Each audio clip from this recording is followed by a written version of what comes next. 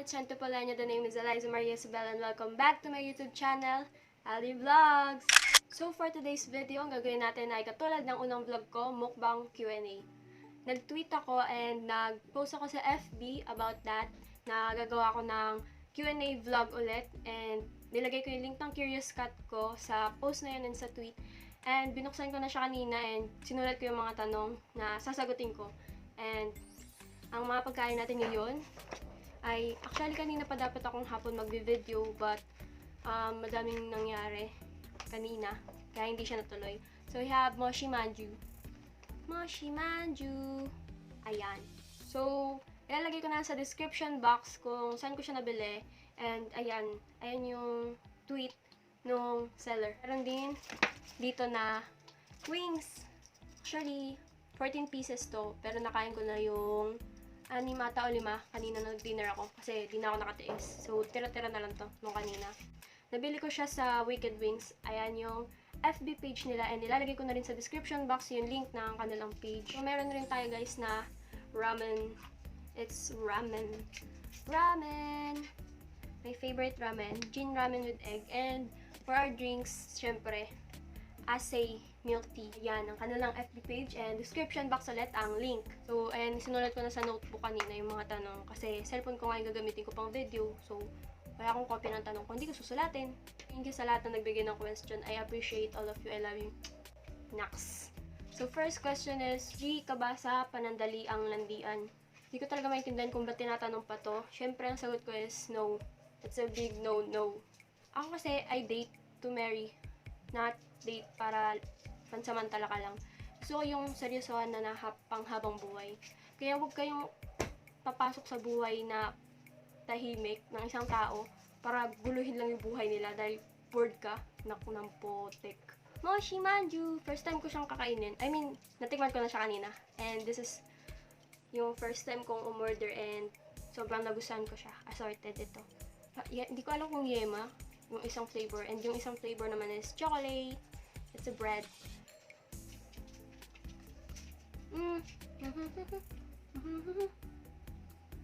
Hindi nagpo-focus. Sayang. Tapos, shout out. Napasok ako sa sinaing.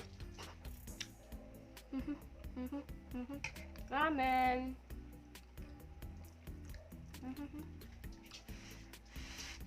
Mild ramen. Hindi ako kumakain ng manghang.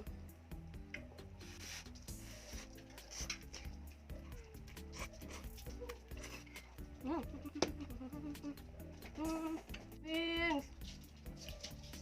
Tagal ko na hindi nakakain ng wings. Shoutout sa tumitila ako ng manok ni Daddy. Manok na pula. Joke.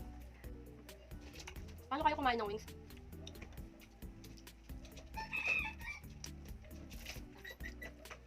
Kasi may ibang style ng pagkain ng wings. So, kaya nauna ko itong maliit na part. Simutin ko. Then after nun, ito na. Natanggalin ko yung dalawang buto. Ayan. Tsaka yung isa pa. Ayan. Yun ang matitira ito. Life hack. Dami ko na rin turuan ng mga kaibigan ko tungkol sa pagkain ng wings na ganun. Kasi, alam ko, kaya sa akin kasi mas madali.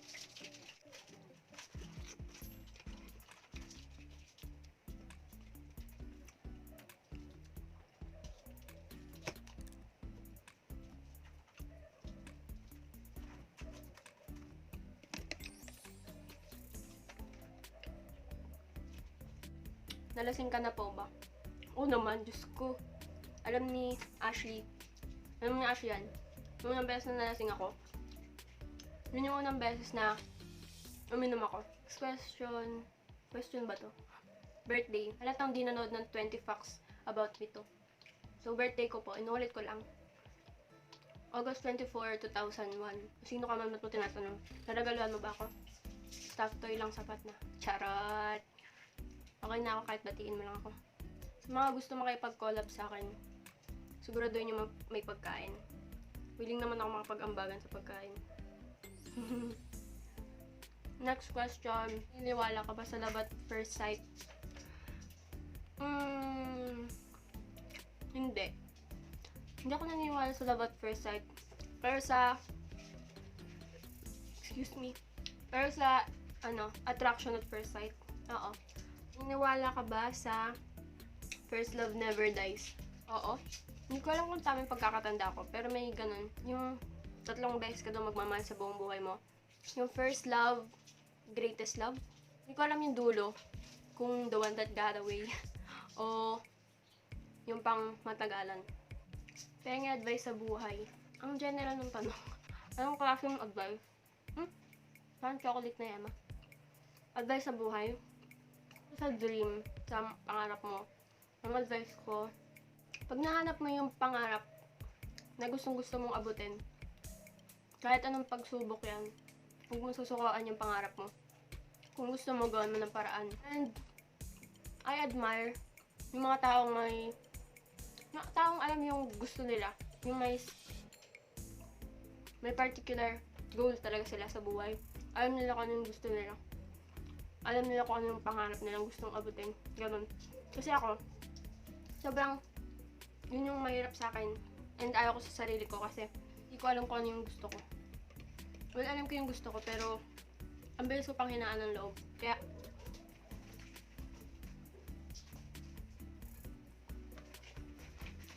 ang bilis ko sukuan yung mga gusto ko. Pero ikaw di ko susukuan. Hey, it's another one. As of the moment, yung pangarap ko, yung pangarap ni mama para sa akin, yun. Nga, makatapos ako, ay makabawi ako sa kanila. Lights on or lights off? Lights off. Hindi ako nakakatulog ng maliwanag. Kaya pag dito, ito yung problema sa akin. Hindi ako nakakatulog ng maliwanag. Pero, pag pinatay mo lahat ng ilaw, natatakot ako. May mga times natakot ako pag nakapatay lahat ng ilaw, tapos ako lang mag-isa. Actually, gusto ko dim. Naks, wala sa choices eh, pero gusto ko dim. Dim lights ba yun? Next question, hindi ko alam kung nananadya yung nagtatanong na ito. May jowa po ba kayo? Hihi. Ha, wala eh. Ikaw, meron ba?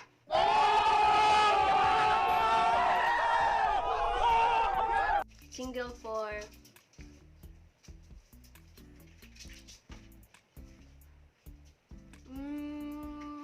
mag-8 months? Ay, hindi. 7 months? Hindi din ako sure.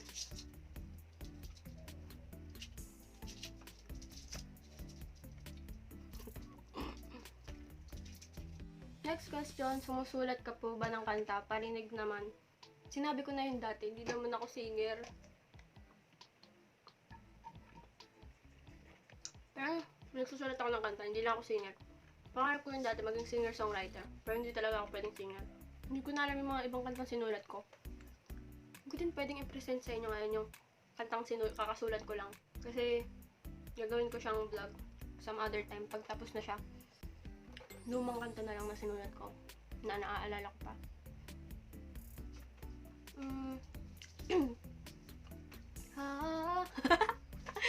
Kalaw talaga songer. Hindi nga ako singer Huwag niyo kayo judge. Pinaparinig ko lang sa inyo yung lyrics ng kanta. Huwag niyo ako pansinin. So don't you say you're all alone. I'll be here and never be gone. And don't you feel so gloomy too. There's nothing to worry cause I got you. I promise that I'll be on your side. Ready to stay no matter what.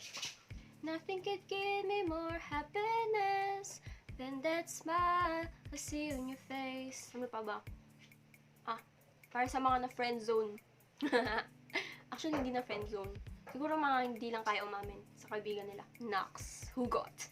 Dapat bang maging masaya dahil kaibigan kita? O dapat ba kong malungkot dahil hanggang dito na lang tayo naguguluhan sa sarili? Kung dapat pa ba kong manatili kahit sobrang sakit na, pinipilit maging masaya dahil ikaw ang mahal ko.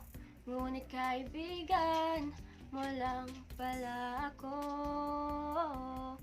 Last one. Siguro yung kanta ko na lang sa ex ko nung nag-break kami. Like, ano lyrics nun? Alam na. Ano tayo ito, no? Alam na aking sinta, pinagtagpo tayo pero di tinadhana. Wait, nakalimutan ko yung lyrics.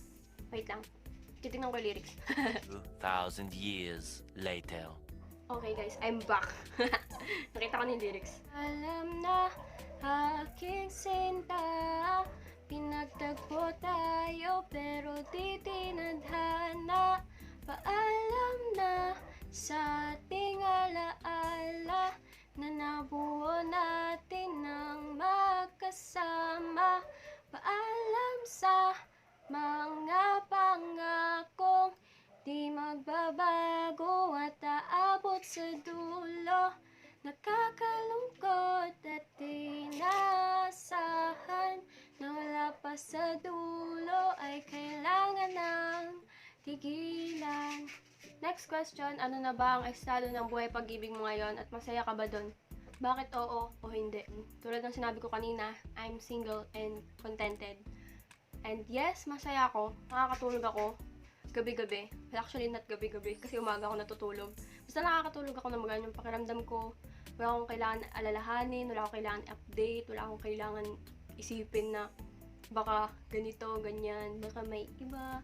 Next question, ano-ano yung mga natutunan mo sa iyong nakaraan? Any advice for the viewers? Natutunan ko na hindi lahat ng nagsasabi sa'yo na mahal ka is mahal ka talaga. Natutunan ko na huwag magtiwala agad. Bago mo papasukin yung isang tao sa buhay mo, kilalanin mo muna siya. Bago mo paikutin yung mundo mo sa kanya, kilalanin mo siya. Yun yung mali ko sa Pasko. Na nagtiwala ako agad. Na hindi ko muna kinalala yung tao. Pero, hindi ko naman siya pinagsisihan. Kasi, nung dahil dun, ang dami ko natutunan. Siya yung big lesson sa buhay ko. Natutunan ko mahalin yung sarili ko. Na minsan, may mga bagay na gagawin yung kapartner mo na ang magiging resulta, sisihin mo yung sarili mo na baka kulang ako, pangit ba ako, kapalit-palit ba ako. Charot. Mga ganong bagay. Pero, may times naman na sila mismo talaga yung problema, hindi ikaw. Huwag mong ikulong yung sarili mo sa taong dinudurog ka lang. Kung magmamahal ka, dapat yung sa worth it yung sakit. Okay lang masaktan. Okay lang umiyak. Basta sa worth it na tao. And okay lang magstay sa relasyon na nasasaktan ka. Kung sa relasyon na yun, mas angat yung masaya kaysa sa masakit. Isipin yung mabuti lahat ng gagawin nyo. Hindi yung kung kailan nasaktan nyo na yung tao mahal nyo. Saka nyo marirealize na mali pala yun. Ay, gunggong ka ba? Kung ayaw nyo sa relasyon na meron kayo, mas mabuting iwanan nyo. Umalis na lang kayo sa relasyon. Leave the relationship. Hindi yung mag-stay ka sa relasyon na to habang nag-stay ka sa relasyon mo sa iba. Para sa akin naman. Hindi ko alam para sa inyo. Wala na natitirang tanong. So, tapos na tayo mag-Q&A. Kaya, ubusin ko na lang yung mga pagkain ko. See you later. See you later, alligator, calculator, elevator, escalator. Later.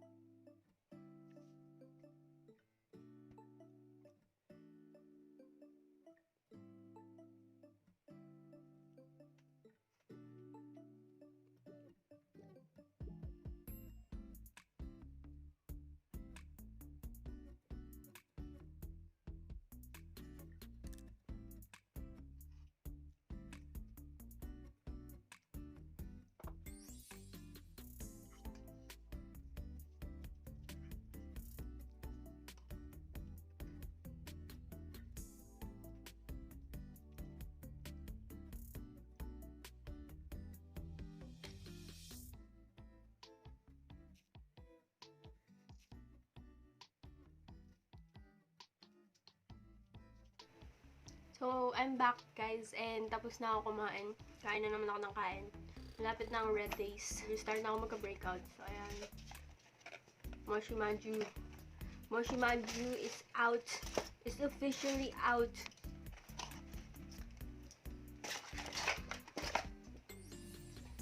Sumot sarap. So, panibagong video na naman ang ating natapos. Sumasabot na yung kanain ko. Hindi pa nakakapag-ugas ng kamay. Bago ko i-end ang vlog na to, syempre di naman mawawala ang shower out. Shout out kay Jan Paulo Maximo. Shout out kay Jan Cedrix Olivar. Yan, dancer. Sana all dancer. So, ayan. Para, yun lang naman yung nagpa-shoutout ngayon. If you like this video, give it a thumbs up. Thumbs up. Up. Thumbs. Thumbs up. And click the subscribe button. Nandito ata yun. Hindi ako sure. Walang sure sa mundo. Pagbigyan niyo ako. Charot. Click the subscribe button and the notification bell para updated kayo sa mga bago kong videos. And, ayun. Kung may mga suggestion kayo na gagawin ko sa mga susunod na vlog ko, please comment down below. Yeah. So, salamat ulit sa panonood nyo and see you on my next vlog. Adios! Sarang amida!